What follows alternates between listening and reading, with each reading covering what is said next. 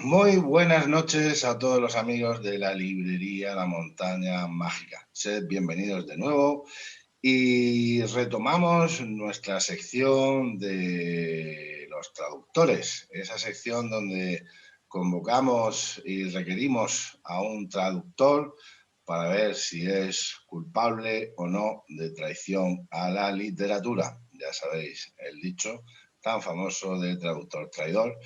Que es el que lleva esta sección en nuestra agenda cultural. Hoy tenemos con nosotros de nuevo esta semana a Gonzalo González Montoro, ¿vale?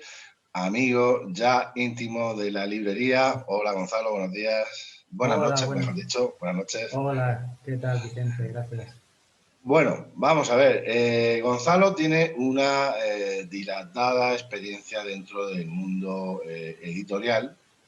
Él nos va a ir contando un poco cómo se han ido fraguando esas etapas. Nos irá contando las partes buenas, nos irá contando quizás algunas partes no tan buenas y quizás más oscuras. Pero bueno, podemos presentarte, Gonzalo, como un editor que empezaste ya hace muchos años, quizás en la factoría de las ideas, si no recuerdo mal, por ejemplo, ¿verdad? Pasaste por Biblioteca de Carfax también, Sí, Funambulista, Chamán y alguna otra publicación también me parece más técnica, por lo que veo. De todas maneras, tengo sí, constancia de que tú antes también llevabas cierto bagaje de traductor, ¿verdad? Puede ser. Antes de esas fechas, de la factoría de ideas, que sería por ahí por el 2011, llevabas cierta... Bueno, esas son las cosas que nos tienes que contar. Yo ya he hecho una breve presentación tuya. Básicamente eres un traductor que tienes ya muchos libros en el mercado, muchos de ellos están disponibles, ya iremos hablando de ellos. Y por lo tanto estás vamos, en pleno juicio, porque no sabemos si lo estás haciendo bien o lo estás haciendo mal, así que tienes que defenderte. Bueno, Gonzalo, en serio, ya muy pasando bien. ya a la broma, cuéntanos un poco por qué de verdad en un momento una persona decide meterse en el mundo de la traducción. O sea, ¿cuáles son los avatares, cuáles son los caminos, ese sendero que se desdobla en un momento de la vida? Cuéntanos. Bien, bueno, buenas noches, Vicente, y muchas gracias a la Montaña Mágica Librería en Cartagena por estos encuentros. Y bueno, quería hacer alguna pequeña matización. Dime. A ver, yo es verdad que tengo 11 años de experiencia como traductor, pero también tengo que decir que, y esto lo vamos a ir contando poco a poco, una persona con 11, 15 años de experiencia que se dedique plenamente a la traducción literaria puede tener fácilmente el doble de traducciones que yo, ¿no? Yo, para bien o para mal, no me he dedicado solamente a la traducción literaria, ¿no? Okay. Entonces, te voy a contar un poco porque, bueno, digamos que el recorrido personal de cada traductor pues tiene sus vicisitudes, ¿verdad?, de las circunstancias vitales. Yo, la primera traducción que hice realmente fue en la universidad en filología inglesa. En primero, fue una novela de Hemingway que totalmente desconocida, que se llama The Torrents of Spring, que, y fue como una especie de ejercicio personal que yo me planteé, y una traducción desastrosa, por cierto, hay que decirlo, que lo hice además con una máquina de escribir manual que era de un primo mío, que yo la cogí, y fue porque leí un artículo de Javier Marías que hablaba de su experiencia como traductor, y yo por imitación me planteé ese reto personal. Hice una, podemos llamar traducción, que yo mismo encuaderné o encargué encuadernar, la envié a alguna editorial y yo no sabía entonces que existían los derechos de autor, Sí, no. que no, no, sabía que un autor como Hemingway, premio Nobel, necesita pagar bastante, que quiero decir, sus derechos de autor, las Sí, royalties, sí, sí, sí. están en exclusivos, y mil cosas más, ¿no? Pero bueno, fue una primera entrada en el mundo de la traducción. Yo tenía 18, 19 años, ¿verdad? Todavía conservo algún ejemplar. Lógicamente nadie quiso ni pudo, ninguna editorial, quiero decir, publicar. Bien. Bueno, eso habrá que arreglarlo algún día, ¿eh? Bueno, también te cuento esa novela, The Torrents of Spring, es la segunda novela que escribió Hemingway y la escribió para poder cerrar su contrato con una editorial con la que tenía apalabrados o contratados 2 libros. Fue un libro totalmente de compromiso para poder pasar a otra editorial, ¿no? Ajá. Y, Vale, vale, y vale. también, Ok. también, hasta los grandes también tienen sus secretos y sus Exacto. tropiezos, ¿no?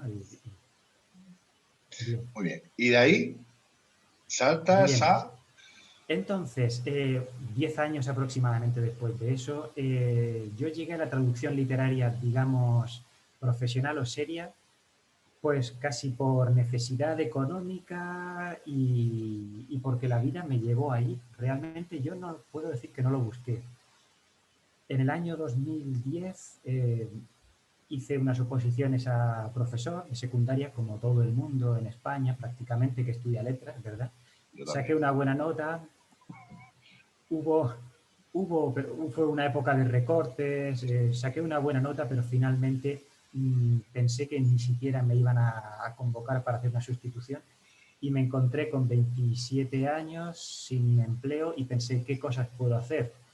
Bueno, sabía idiomas, tenía práctica de escritura, porque yo también escribí 3 años en La Verdad antes, Ajá, había publicado un libro de cuentos en Tres Fronteras, ajá. Sí, sí, había sí. ganado algunos premios de relato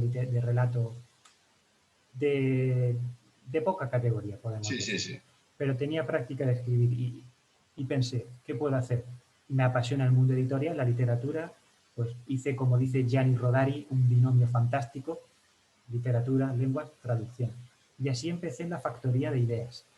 Y empecé, que es una editorial que tenía mucha trayectoria con libros de ciencia ficción, Sí. tradujeron a Isaac Asimov, a un montón de autores, a Philip K. Dick, un Sí. Tengo montón de algún libro autores. yo por aquí, no sé si tendré alguno o estará en una caja, pero tengo un libro de Factoría de Ideas yo. Sí. Efectivamente, es una editorial muy misteriosa porque yo nunca hablé en persona con ¿No? ninguna persona de la editorial, nunca, ni por teléfono, ni en persona, era todo por email.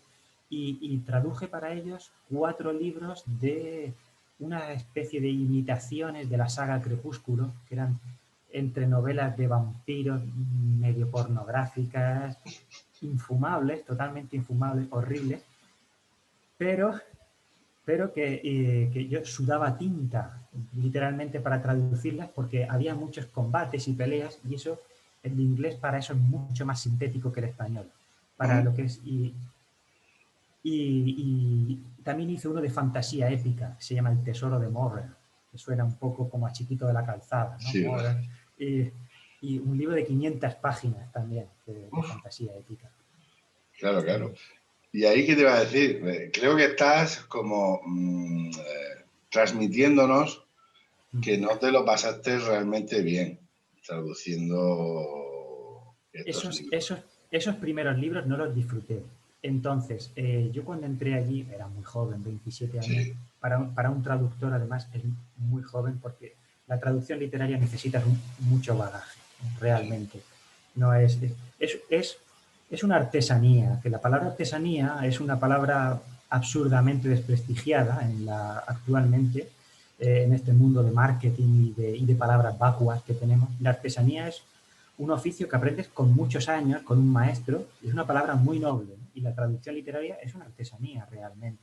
Tiene su parte de creatividad también, pero yo entonces, pues bueno, era la forma de aprender el oficio y realmente no lo disfruté mucho porque además trabajaba a destajo.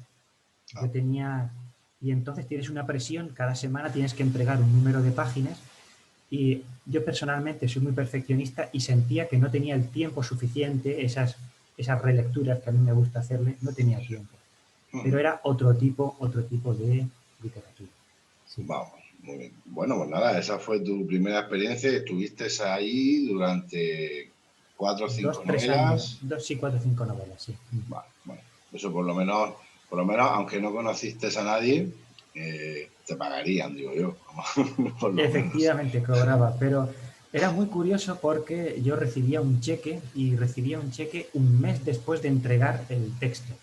Ajá, Y, Y entonces yo, un cheque, ¿verdad? Que eso en Francia, por ejemplo, era habitual hasta hace muy poco, pero en España los cheques son... Vaya, ya sí, nada eh, más. Sí, la verdad es que en la época en la que te estás refiriendo es 2010, extrañísimo. Claro, es muy una cosa. extraño. Pues nada, ya por ahí podemos a lo mejor sospechar que tenía origen francés o orígenes franceses en la factoría. La No factoría de sé, ideas. puede ser. Después la editorial cerró durante la crisis y Dicen, desapareció. dicen. Sí, sí, sí, sí, soy consciente. Después se lo quedó Entonces, todo Planeta, sobre todo Minotauro, Philip K. Dick, lo efectivamente, compró. Sí, sí, sí. efectivamente. Bueno, de ahí saltamos ya a una parte de traducciones, yo creo que con mucho más valor literario. Por ejemplo, Funambulista. Funambulista en su, digamos, en un momento en el que era una editorial que estaba compitiendo por estar ahí. Ahora quizás, por desgracia, está, bueno, no podemos decir que haya desaparecido porque no lo ha hecho, pero sí que está pasando como una especie de años de barbecho, por decirlo así. Pero en esos momentos, Funambulista, no vamos aquí a hablar bueno, de todo lo que podemos hablar, de peleas peleas entre colegas y de estas cosas, de dónde sale una, dónde sale la otra. Pero bueno, cuéntanos tu historia con Funambulista. Bien, yo tengo que decir que Funambulista y Max Lacruz, que es el editor de Funambulista, que es el hijo de Mario Lacruz, el Sí, mítico editor de Planeta y tantas, y Bruguera, Ediciones B y sí, tantas sí, sí. editoriales, para mí fue fundamental. Fue fundamental porque yo con ellos empecé a traducir clásicos literarios y fue entrar en el infinito universo de la gran literatura. Yo entré como un pequeño aprendiz totalmente, pero fue asomarme a ese vastísimo océano de la gran cultura anglosajona, francesa, lo que llaman el canon, ¿no? El canon occidental, y además entrar en los textos a fondo, ¿no? Entrar en los textos y, como dicen los franceses, dans les coulisses, es decir, los entresijos mínimos. Y por eso creo que los traductores posiblemente son los mejores lectores. No lo digo por mí en particular, pero el propio oficio te obliga a ser un lector con los cinco sentidos, ¿no? A no Sí. poder, no puedes bajar la guardia, porque cuando bajas la guardia un momento te equivocas. Entonces tienes que entrar en todos los matices del texto.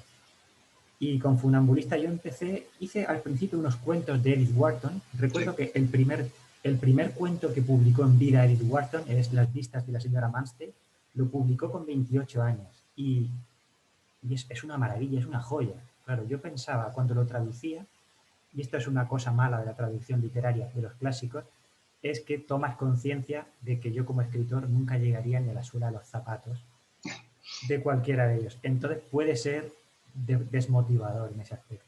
Sí, ¿verdad? Yo pensaba, Edith Wharton con 28 años escribía mejor de lo que yo nunca podré llegar a escribir. Entonces ya dijiste, bueno, vale, me dedico a la traducción directamente.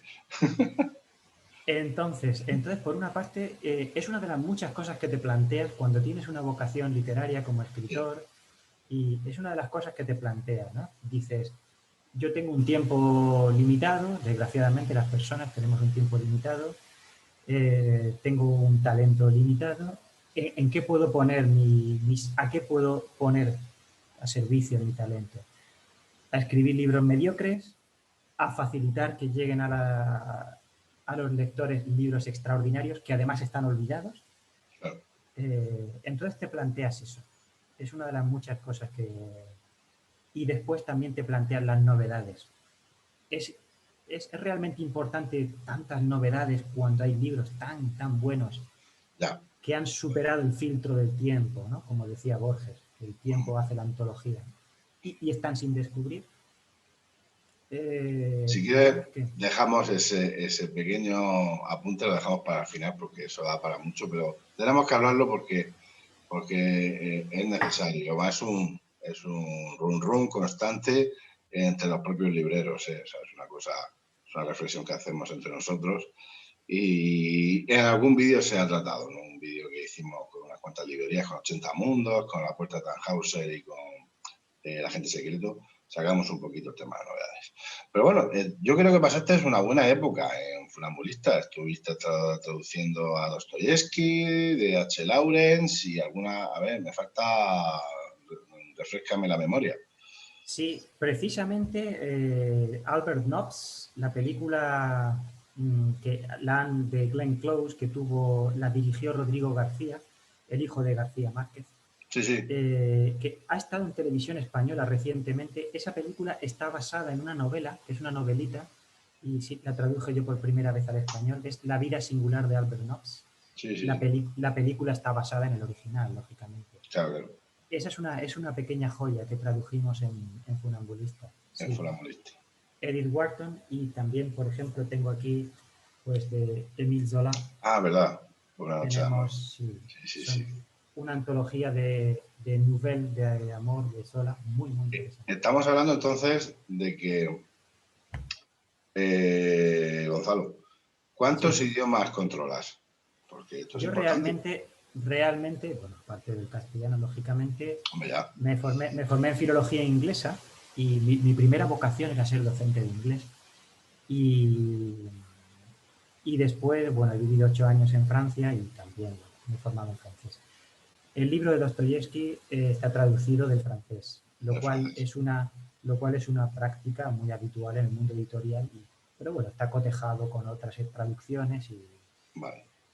Hay que decir que en español prácticamente hasta José López Morillas, que fue un exiliado republicano que se fue a Estados Unidos, prácticamente toda la literatura rusa en España o en el mundo hispánico estaba traducida del francés. Del francés, sí. Hasta hace 25 o 30 años. ¿No? Ajá, vale. Han cambiado mucho las cosas, me parece a mí. Han cambiado las cosas. Ahora está Marta Rebón, por ejemplo, que traduce del ruso. Hay muchos traductores de ruso. En Madrid está la Facultad de Filología Eslava, etc. Claro. Importante esas puntualizaciones. Bueno, y se acaba lo de Funambulista. Por el momento... Efectivamente. No. Bueno, se acaba, porque tampoco vamos a entrar en detalles, digamos que, bueno... Ahí... No, mi experiencia con Funambulista son mis amigos. Yo me considero parte de la familia de Funambulista, pero todo tiene un proceso también. Yo, como comenté, claro, esto es una matización importante. Yo he tenido o la suerte o la desgracia de no haberme dedicado la mayor parte de estos 11 años a la traducción literaria. Sí. Primero porque es muy difícil vivir de la traducción literaria en España. Sí. Muy, muy difícil. Y entonces mi dedicación profesional principal ha sido la enseñanza de español para extranjeros. Ajá. Entonces eso me ha permitido también poder seleccionar lo que yo quería traducir generalmente.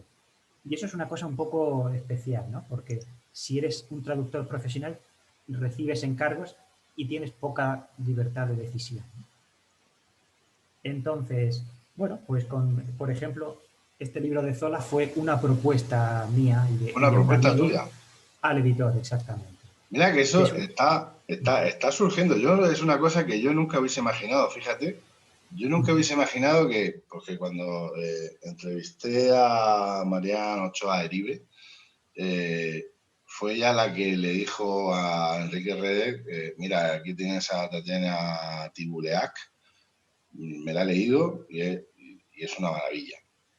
Y va Enrique y dice, venga, pues vamos. O sea, esa confianza que tiene, ese lazo de unión que hacéis, editor y traductor, evidentemente de la casa, y que muchas veces convencéis al editor a que ponga la máquina en marcha, ¿no? De una manera extraña que yo nunca hubiese... no se me hubiera pasado por la cabeza.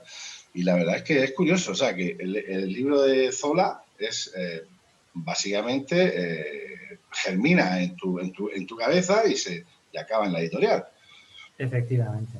Es curiosísimo. Y con Rubén Pujante también, que es otro amigo que vivía en Francia entonces, en ese momento. Sí, y hay una cosa muy interesante también.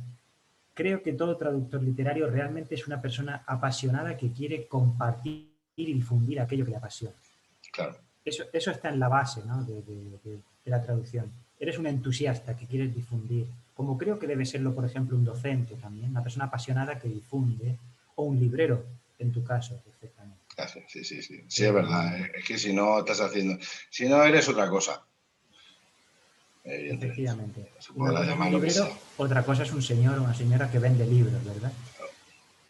Y el traductor literario, pues, cuando ves ese libro que te fascina y ves que no está traducido o que no está disponible, pues afortunadamente existen estas editoriales independientes que canalizan estos libros. Y Ok. Funambulista es una de ellas. Sí, sí, sí, sí. Y de ahí pasamos a la biblioteca de Carfax, que estuvieron también aquí nuestras dos amigas, hicimos una entrevista, También. y pasaste otra vez, perdón, digamos, al terror, fantasía, ese terreno, pero quizás ya con una tranquilidad mucho más, vamos, sí, sí, sí, sí. Yo Diferente, sí. creo que fue mucho más agradable, ¿verdad? Esa experiencia con Carfax que con Tengo las que, primeras. tengo que, tengo que decir de Carfax, claro, es diferente. Lo primero, bueno, Edith Nesbit era Sí, una sí, gran escritora, sí, una sí, gran sí. escritora. Y Lo tengo por aquí, efectivamente es el libro. una antología de relatos, podemos decir 2 o 3 son relatos absolutamente extraordinarios, ¿no? Son Correctísimo. de antología, ¿no? Y en particular El coche violeta, por ejemplo, y La estatua de mármol, ¿no? Sí, que sí, figuran en muchas antologías de relato victoriano. sí, sí, sí. Tengo que decir de la biblioteca de Carfax y en particular de María y de Shaila, Sí, que son dos de las editoras que mejor trabajan los textos que yo he conocido, ¿no? Con más detalle y con más interés y en más profundidad. Muy profesionales. Y, y entonces, efectivamente, pero bueno, solamente fue un libro. sí, sí. Y después, pues, he tenido este encuentro con Chamán, que ha sido también otro Claro, flechazo, claro que sí. Que es y donde ha tú y yo sido, nos conocimos. ¿Verdad? efectivamente, Empezamos con Historia de una tienda efectivamente, que se presentó en la librería en su momento. sí, sí lo tengo, Una sí. grandísima novela que yo he vendido muchísimo, he recomendado muchísimo. Pedro y Ana lo saben. Por lo Sí. menos así las facturaciones lo indican. Entonces, lo he vendido. Es una gran traducción. Es un libro que no se había traducido nunca. Cosa bueno, cosa rara no, si es que cuántos libros grandes no se habrán traducido a español, si es que a castellano, si es que estamos en esas, ¿no? Y bueno, la verdad es que es un libro maravilloso, yo de verdad lo he recomendado tantísimo, Gonzalo, y Gracias. todas las personas a las que se lo he recomendado, una gran parte han vuelto diciéndome, qué gran recomendación, Vicente. Y ahí tienes tú mucho la culpa, porque estoy seguro que es una novela no fácil. No sé si te resultó fácil en un principio traducirla. Estamos hablando de una novela a finales del siglo XIX. Cuéntanos un poquito. No fue fácil traducir a Levi porque es muy literario. Y esto que parece, cuando hablamos de un libro literario o una novela literaria, parece una redundancia, pero no lo es. Porque en los últimos décadas, por ejemplo, o las tendencias narrativas actuales, creo que hay una tendencia generalizada a desliteraturizar el texto literario, Totalmente que de es un, acuerdo. que es un poco como descafeinarlo. Y Levi, este es un texto literario con todas las de la ley, ¿no? Y esto no significa que sea un texto barroco o recargado, en absoluto, pero es un texto lleno de matices, de figuras, de detalles. Y Levi era una persona muy refinada, muy delicada, ¿no? Que en el bronco universo hispánico, pues no es, no es muy habitual. Entonces, efectivamente, había que tener mucho cuidado con los detalles y me ha costado bastante. Es una novela victoriana y pensado para lectores de fin del siglo XIX. Entonces, era otro tipo de lector. Otro tipo de lector. Recordemos que Amy Levy, si no recuerdo mal, tenía una relación muy cercana a Oscar Wilde.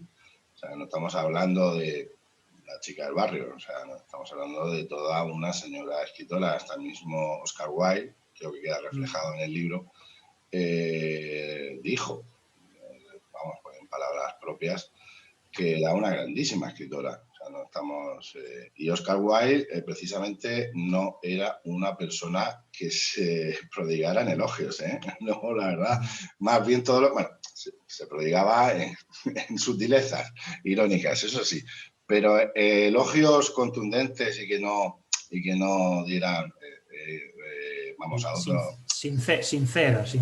Exacto. La verdad es No, que es no elogios. complicado encontrar algo así, en Oscar Wilde. Entonces, estamos hablando de una escritora 100% recomendable. Yo lo sigo vendiendo. Además, nada más entrar a la librería está el de Amy Levy, ya lo digo.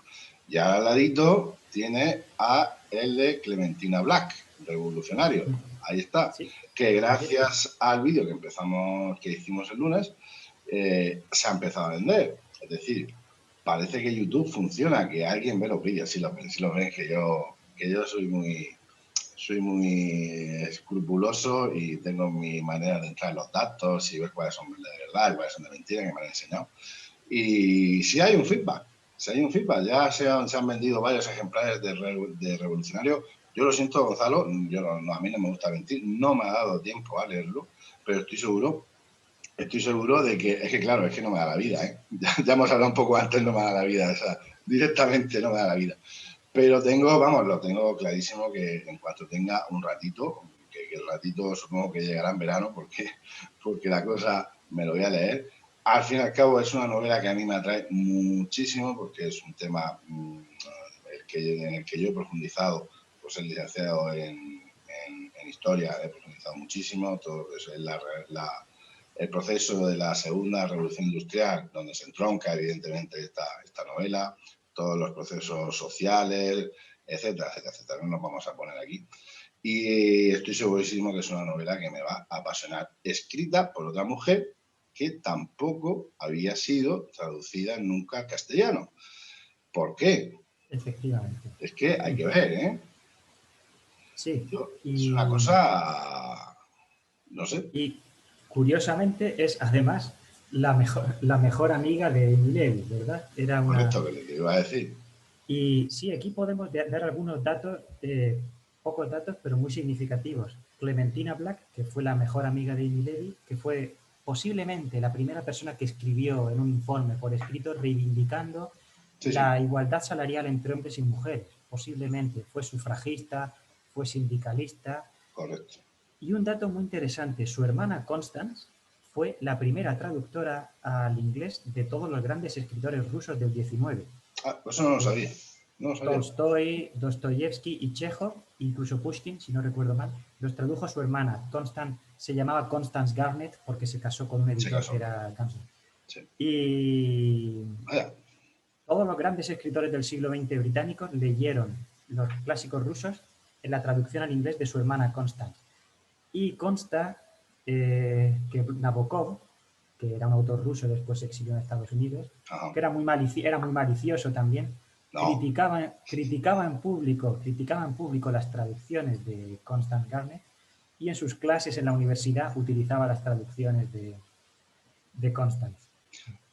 Sí, bueno, en público las criticaba, pero en sus clases las utilizaba. Y también Constance fue la primera persona que mandó a publicar un manuscrito de Joseph Conrad, La locura de Almayer. Vaya, curiosísimo. O sea, que tenía buen ojo, Sí. La hermana de Clementina. Pero sí, Revolucionario pues es, como dijo Eleanor Marx, la hija menor de Karl Marx, que fue una persona de una talla intelectual extraordinaria, dijo que era Revolucionario una crónica verosímil del movimiento obrero. Entonces, sus palabras... son palabras mayores, sí. Simplemente para aquellas personas que se quieran acercar a ese momento histórico en concreto. Es decir, yo ya digo que la historia nunca se repite. Eso, en términos generales, se pueden ver ciclos, pero bueno, eso es más una impresión, es una percepción que nosotros mismos construimos, pero la historia nunca se repite. Es decir, simplemente hay que saber en qué momento de la historia te estás centrando. Entonces, yo ya en el vídeo anterior que hicimos presentando este libro, invité, claro que yo creo que es algo que a lo mejor tú también hiciste, es acercarte un poco a esos años, porque claro, hay un espíritu, tiene que haber un espíritu, tiene que haber una molla, tiene que haber un pozo, evidentemente, de lo que pasaba en toda aquella época. Es que eso es así. Pero bueno, realmente tienes una trayectoria muy interesante. Yo por lo que he leído, bueno, yo te salvo, tú sabes que ya estás más que salvado desde el principio, pero aún tenemos que profundizar un poquito más, si te parece, y ya que me des tu opinión. Eh, primera pregunta que a mí me gustaría, si tú pudieras responderme, ¿por qué en el mundo anglosajón tiene la fama de no leer prácticamente nada que no sea escrito en inglés? ¿Eso es cierto, tal cual? Por las últimas estadísticas que he leído, en el mundo anglosajón se traduce proporcionalmente menos que en el mundo hispano o en el mundo francófono. Sí, sí, sí. Sí, eso aparentemente es así, ¿no? Y bueno, pues hay una conciencia quizá de hegemonía cultural Pero bueno, ellos se lo y pierden, entonces ¿eh? pues eso ya es otra historia, eso es otra historia. Para mí el paradigma y es el paraíso literario es Francia. Francia es el país. En Francia yo conocía a Amy Levy y Francia es cualquier de las buenas librerías de Francia. En España hay librerías extraordinarias también. Y el Sí, mundo editorial español es una de las cosas. La industria editorial española es una de las industrias que mejor funcionan en el conjunto de la economía, quiero decir. sí, sí, sí, Es sí. es No, una claro. industria dinámica y no, en absoluto desprecio lo español. Pero Francia en ese aspecto hay muchas ayudas del gobierno, hay incluso, ofrecen incluso, y yo fui aceptado para una, pero tuve que renunciar, incluso te financian o te estancias para traductores en una residencia para que estés concentrado. Hay una en Burdeos y otra en Arles, Interesantísimo. en la Provenza, sí. Y estás allí Interesantísimo. 2 meses, presentas un proyecto y estás allí 2 meses, alojado, alimentado. Y en el mundo Ah, anglosajón, pues es más difícil entrar en el mundo anglosajón. Y desgraciadamente, digamos, para tener repercusión mundial, un escritor tiene que pasar por el altavoz o por el filtro de los anglosajones. sí, sí, sí, está claro, está claro. A mí me gustaría saber inglés, a mí me gustaría saber inglés y leer, por ejemplo, Cien años de soledad, de Gabriel García Márquez, con lo complicado. No sé cuántas traducciones habrá al inglés y no sé cuántas de ellas cumplirá realmente los requisitos, claro, porque esto es una cosa, porque Cien años de soledad, por decir una, complicadica un poquito, ¿eh? Es difícil, es difícil. No, Difícil de complicar. pero en el Cien años de soledad en el mundo anglosajón Sí, sí, es un sí. clásico Pues totalmente. he ido a una que sé que sí, evidentemente, Tot- pero lo que no sé es la calidad realmente, hasta dónde llega, claro. Es que ahí tenemos ahí una duda. Y eso nos lleva a la segunda pregunta que te quiero hacer.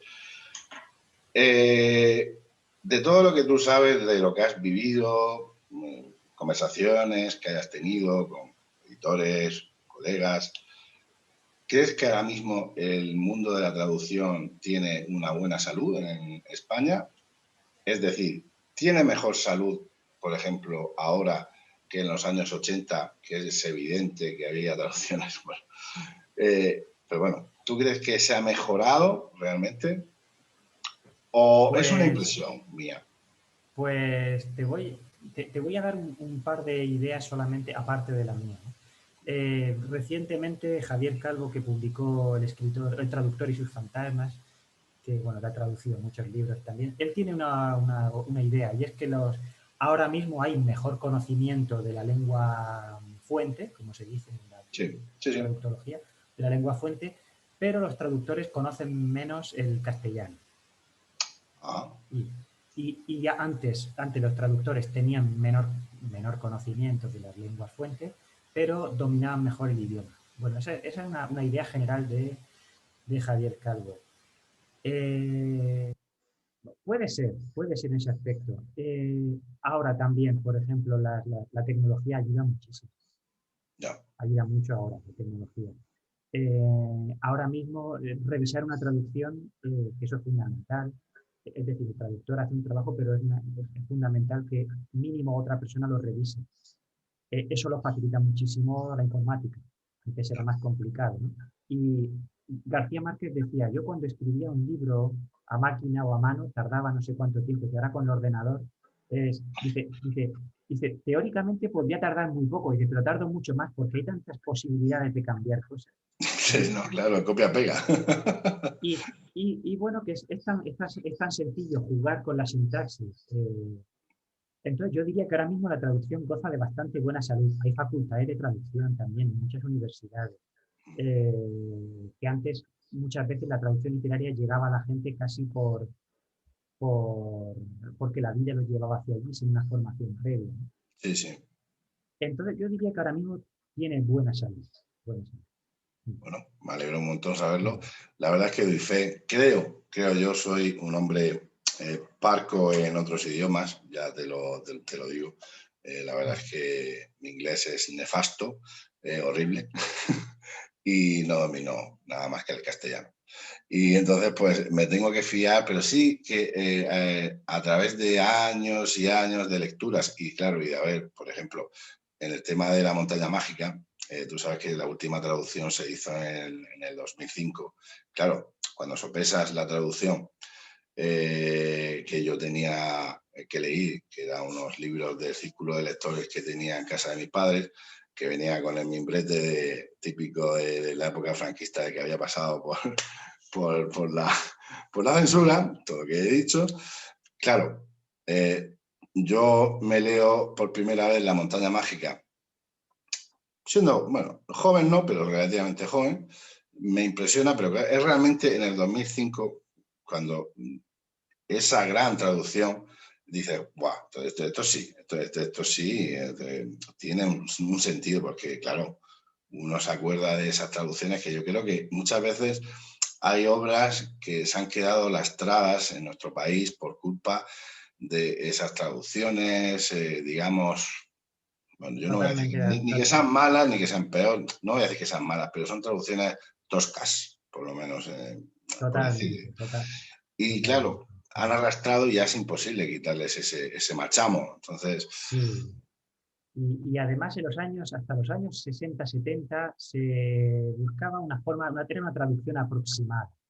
¿verdad? Eran casi recreaciones. Ahora te ajustan mucho más al original, pero procurando que suene como escrito en castellano. Entonces, es muy difícil ahora. O sea, es muy exigente. Ahora Claro. mismo la traducción italiana, mucho. Que eso es un reto, ¿eh? Eso es un reto Muy, muy grande, ¿eh?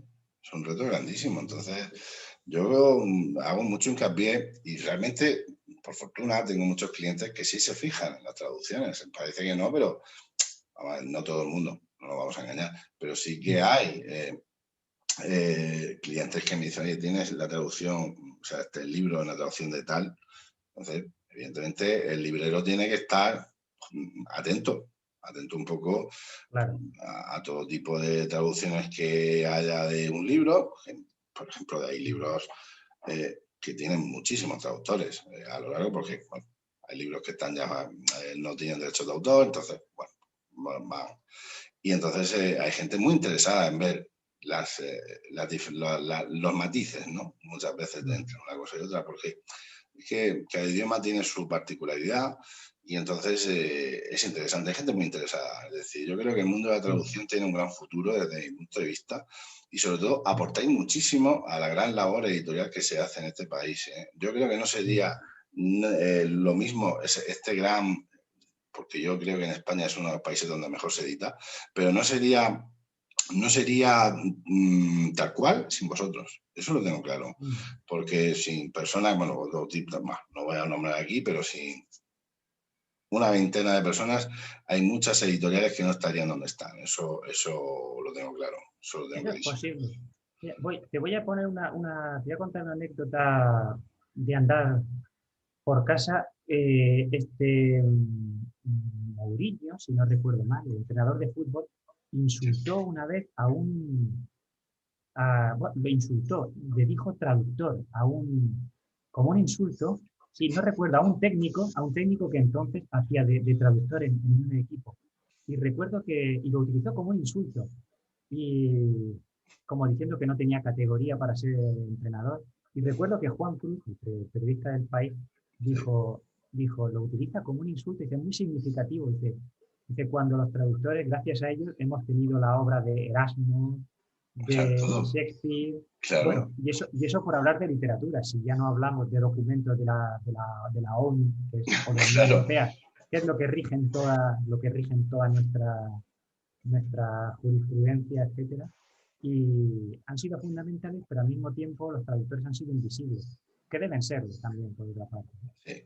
Y- Bueno, pero todo se entronca en una tradición del desprecio al trabajo intelectual muy castellana, que sí, eso sí es que- verdad, ¿eh? Eso es que increíblemente triste, triste. Eso, es bueno, al una, fin y al una- cabo, tú, yo, los editores y los autores estamos en el mismo barco y al final nos tiran las mismas piedras.